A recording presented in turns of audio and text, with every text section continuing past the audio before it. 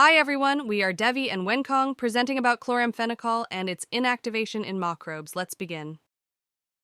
Chloramphenicol is an antibiotic first isolated from Streptomyces venezuelae culture in 1947, which showed broad spectrum of antimicrobial activity, and can be effective against a range of bacteria, including those that cause serious infections like meningitis, typhoid fever, and cholera. However, despite these advantages, chloramphenical's use is usually limited to cases when other treatments are ineffective due to its serious potential side effects, including myelosuppression and gray baby syndrome, which can be fatal.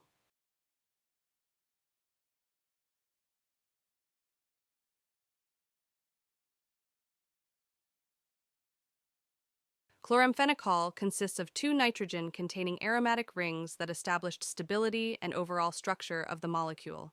Functional groups like hydroxyl is bonded to carbon 1 and 3, and amide group attached to carbon 2 contribute to the overall properties and reactivity of the molecule, and nitrogen and oxygen atoms bonded to various carbon atoms play crucial roles in the interactions of chloramphenicol with its target site in bacteria.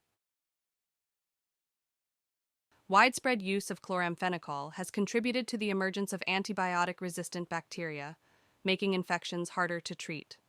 Residual chloramphenicol in soil and water ecosystems can disrupt microbial communities, harm aquatic life, and contribute to the spread of antibiotic resistance genes in the environment. So, what next?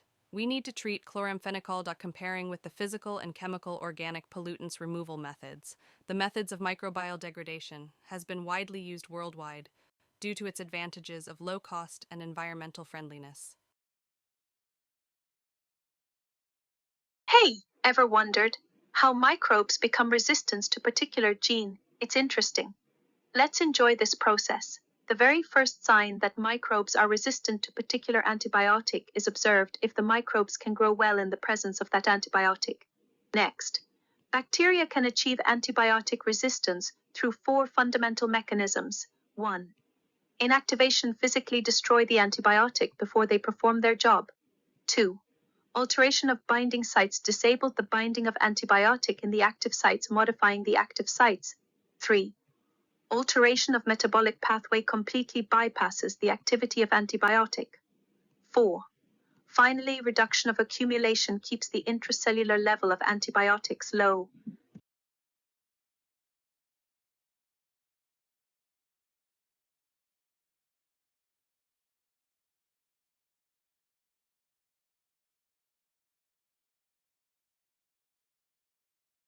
Let's go deep and check genes involved in chloramphenicol inactivation. The gene responsible for inactivation of chloramphenicol is chloramphenicol acetyltransferase, denoted by CAT gene. These genes found in bacteria produce 3-acetylchloramphenicol as a product of acylation of the 3-hydroxy group of chloramphenicol.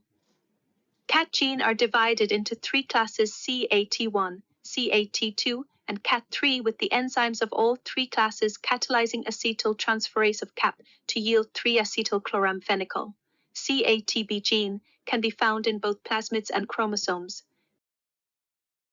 Let's talk about the mechanisms. Microbes can inactivate chloramphenicol by modifying any chemical functionality known to be important for the binding of the antibiotic to the peptidyl transferase center of prokaryotic ribosomes, residing in the 50S subunit. Chloramphenicol and acetyl-CoA bind to the active site of CAT enzyme through non-covalent interactions. The hydroxyl group of chloramphenicol and the acetyl group of acetyl-CoA are positioned for nucleophilic attack. The sulfur atom of acetyl-CoA donates its acetyl group to the hydroxyl group of chloramphenicol, forming chloramphenicol 3-acetate. After first acylation reaction, intracellular acetyl migration of chloramphenicol 3-acetate convert to chloramphenicol 1-acetate. Similarly, as both C1 and C2 are required for chloramphenicol activity, due to the presence of bulk acetyl group, the third product chloramphenicol 1,3-acetate might be found. Finally, the product dissociates from the active site of the enzyme, leaving behind the free enzyme and acetyl-CoA. This is the depiction of ribbon diagram of the chloramphenicol acetyltransferase trimer with chloramphenicol bound. It shows the cleft between each of three identical subunits which accommodate chloramphenicol. However, no crystal structure is available as yet for the tertiary complex of CAT3 with chloramphenicol and CoA.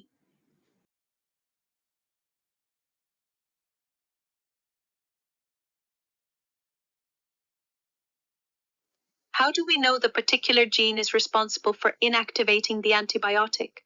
We can identify the gene involved in inactivation of antibiotic. At first, we need to select the vector having the origin of replication, multiple cloning sites, and also the antibiotic resistance gene as selective marker and also a promoter region. We will first extract gene of interest from microbes that inactivates the antibiotic.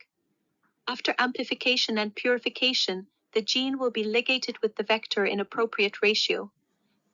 The ligated product will be now transformed to electrocompetent cells, mostly E. coli, where it is allowed to grow in selective antibiotic, and the expression of gene can be observed by providing inducer that helps to express the gene to perform its function. Prepared transformant cells now can be proceed to perform their function like observation of chloramphenicol inactivation if microbes thrives in the presence of chloramphenicol. Then it is verified the gene is performing its function when we compare with negative control.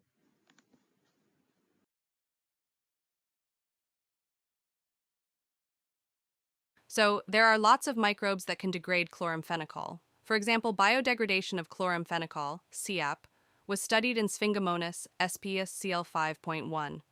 That can use chloramphenicol as the sole source of carbon, nitrogen, and energy to degrade chloramphenicol. Similarly, it was found that Geobacter metallireticens and Aeromonas media SZW3 have ability to remove nitroaromatic compounds, contributing for degradation of aromatic compounds.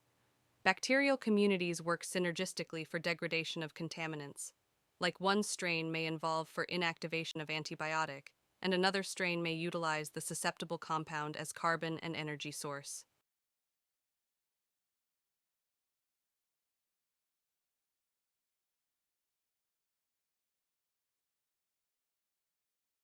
CATB gene contributes to the efficient and sustainable removal of chloramphenicol. There has been progress in research to enhance the biodegradation of CAP using specific microbial strains capable of metabolizing CAP. Thank you everyone for listening our presentation. Any questions?